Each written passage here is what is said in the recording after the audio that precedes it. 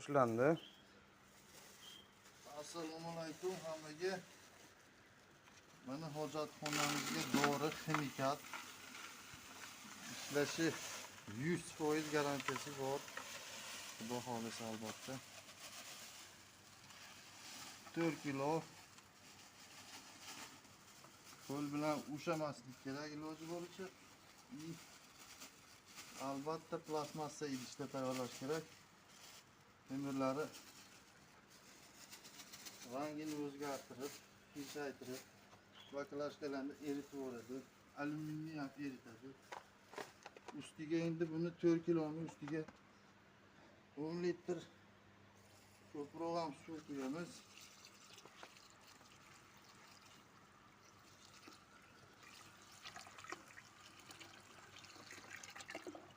Suvi qo'yib massa bilan aralashtirsak juda tez eriydigan narsa, hidi bor.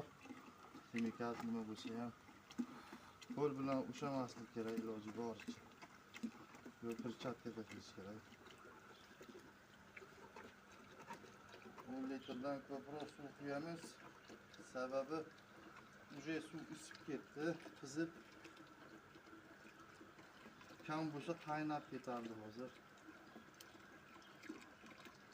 Dorimiz erib ketib bo'ldi.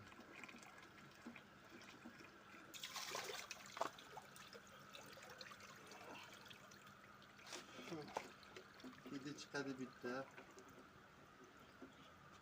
Dori eridi. Tayyor bo'lgan massasi. Mana shu rastvor qizigan suv plastmassa idishda qilish kerak. Xotovara, xotaqir bo'lsa plastmassa bilan yaxshi chiqishadi. Alyuminni eritadi, baklashkani eritadi. Hojatxonada vazifasi axlatni suvga aylantiradi. Suv tagi betonlanmagan yama bo'lsa bo'ldi. Yerga shimilib kirib ketadi. Yo'nini qizig'i yo'q. Kalsiy tashalganmi, beton quyilganmi, g'ishmish taka blokmi? Farqi yo'q.